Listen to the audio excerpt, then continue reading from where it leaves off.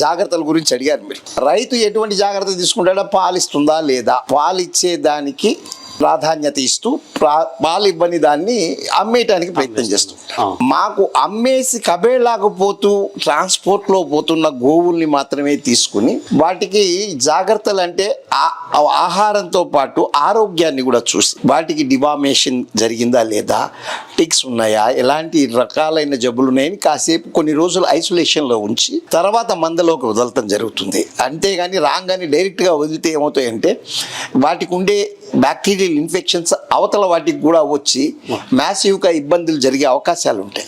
అలా కాకుండా వాటిని ఐసోలేట్ చేసి వాటికి బాగుంది, బాగానే ఉంది, వాటితో సహజీవనం చేస్తుంది. ఎందుకంటే కొత్త వాటిలో పొడుస్తాయి. ఇలాంటి వాతావరణాన్ని, సహృద్భావ వాతావరణాన్ని వాటి మధ్య కల్పించి చేయటమే ప్రధాన లక్ష్యం. ఎందుకంటే మొదటి రోజున కొట్టుకుంటే రెండో రోజు నుంచి అలవాటు పడతాయి.